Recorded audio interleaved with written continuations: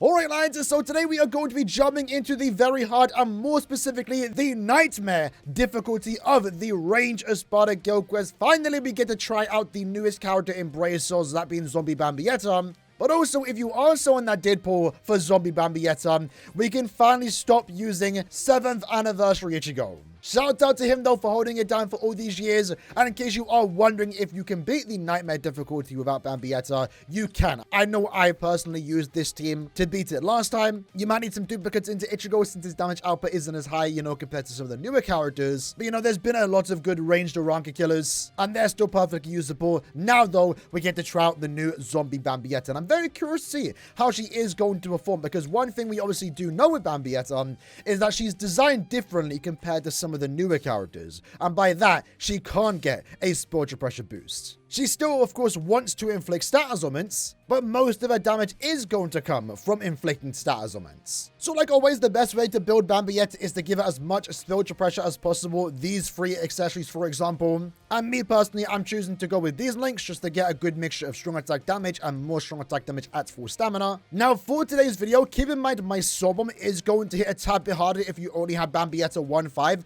but we are going to be trying it at different transcendence level. SP level 10, we're then going to unlock her focus slot and then also get the additional SP slot, and at that point she will be performing at max transcendence level. For those that are curious though, you definitely want to be using full stamina and also damage to lacerated enemies as bonus abilities, because you can get that additional 40%. So in Guild Quest in particular, all my setup here, we have Frenzy+3, we have a 25% full stamina damage increase alongside more range damage, more killer effects, and then a 180% damage increase when we are attacking an enemy that is inflicted with our status element. Now, to make it even better, of course, what we are going to want to do here is to use Gremmy.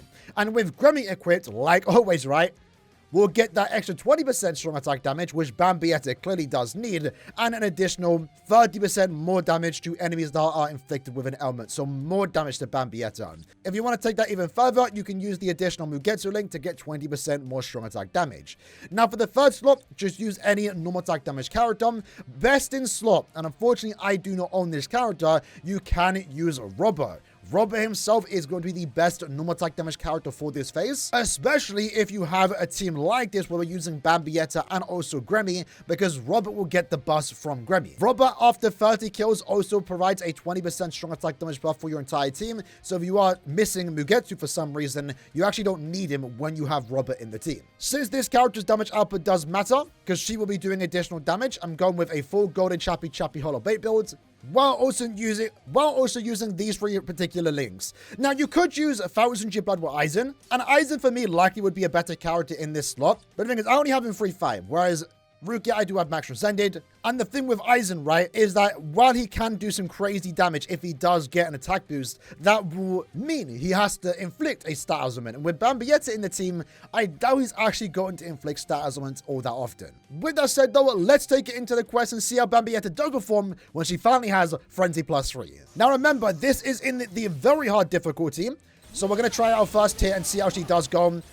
So 2 strong attacks to take down the first wave. That's not too bad. I don't believe we inflicted a status augment right away.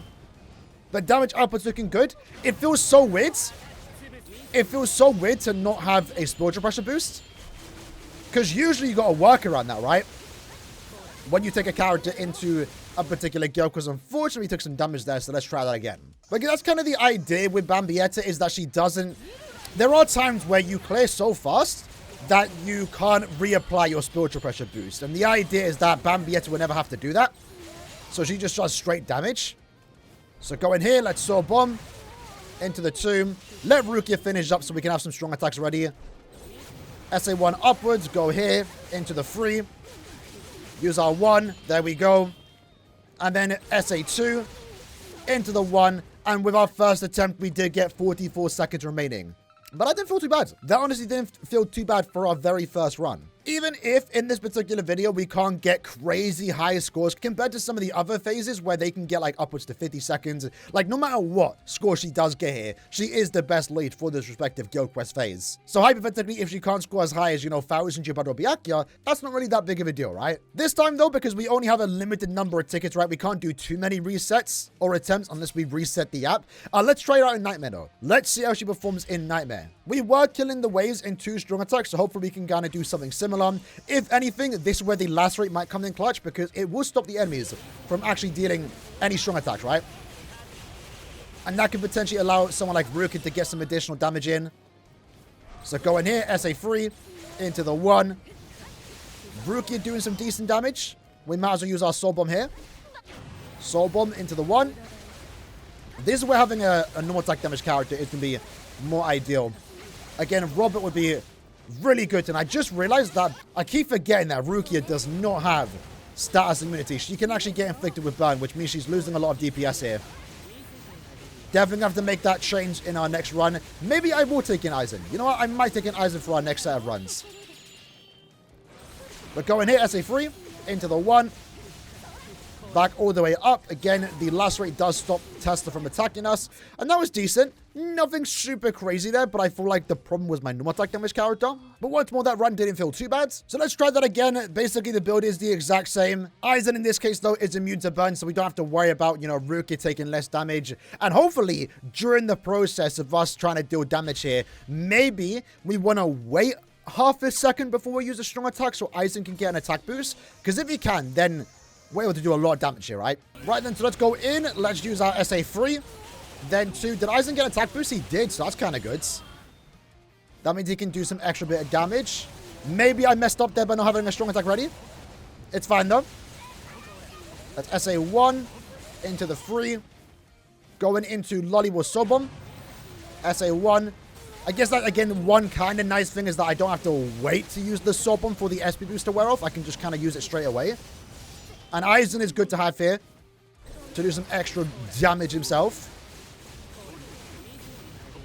Attack boost engaged active. Aizen is still an absolute beast. Never doubt the lads. SA2. And then we get to finish off with the 3. That's not too bad. That's not too bad. And again, that's only 1-5. That's only 1-5. We can take that even further and beyond, because we're now going to upgrade her focus lock. So next run is going to be very hard with level 10 HP and level 10 focus. All right, so let's see how it does go on very hard at 2 out of 5. So level 10 attack, level 10 focus. SA3, as expected, it is going to one-shot. Let's use our 2 into the 1. Someone got left alive. That sucks. And Aizen pushes back. Oh, no. We'll keep it going, though. We'll keep it going. Right, good damage there. That was really good. And then in this case, I guess we can use our 3. Oh, let Aizen finish up. There we go. And then 2 strong attacks ready. SA2 into the 1. Surprisingly, didn't do as much damage as I thought there on the final boss. Maybe again, once more, we didn't get a status proc right away. Now, I believe we actually cleared slower at 2 out of 5, but I'm not going for the very perfect run. But we could see the potential there with the damage output that we were doing. For the most part, we were 1-shotting or 2-shotting each wave there. So it might just take a few extra attempts to get that perfect run. But from the looks of it, she can probably get a 50-second playtime on very hard. Now let's try Nightmare. So let's go up into the SA3. I'm not sure who it is, but someone keeps pushing back. I think it's Aizen. If only Aizen didn't have a pushback attack. Right, not too bad though. Let's go here. SA2 into the 1. No status proc, unfortunately. SA3 did a great amount of damage there. We'll Soul Bomb on Lolly. Spam all our attacks. No need to ever hold them. There we go. Just in time for Sunsunner. SA3 does come back. Good damage there. Aizen can come through. His gauge activates. Is someone left alive? One enemy's left alive. Here we go. SA2 into the 3. And we got kind of a similar playtime, funny enough. 2 seconds faster there. 2 seconds faster there at 2 out of 5.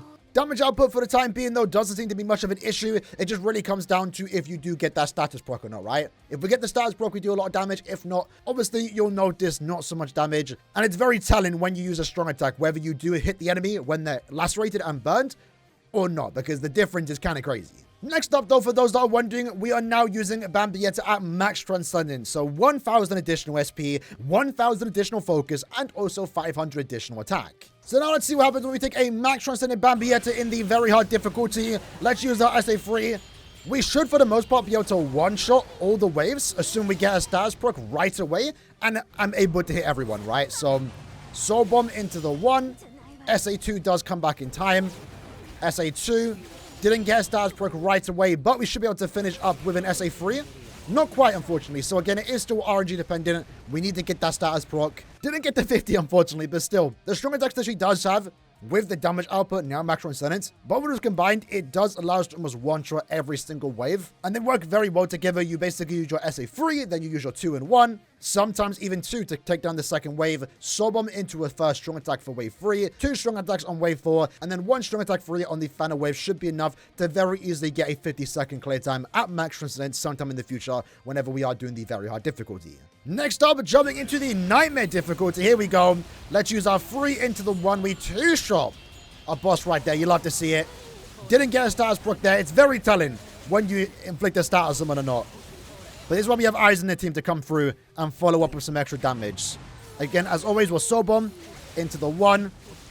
Going good right now. Not too bad. Can Aizen get a status proc real quick? Doesn't seem like it. That's like the annoying thing with Aizen. We kind of just need to wait for him to use an attack boost. And somehow Grammy inflicted a status on him too. Not too bad though.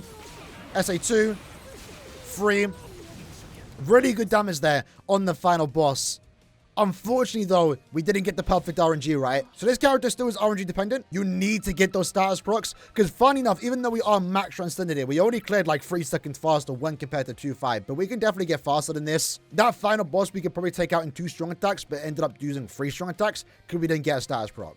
And we also potentially want Aizen to get an attack boost too, you possibly can.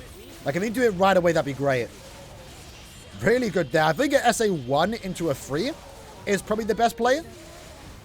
Really good damage there. Aizen got an attack boost. You love to see it. Okay, going here. I feel like I wasted maybe a bit of time there, to be honest.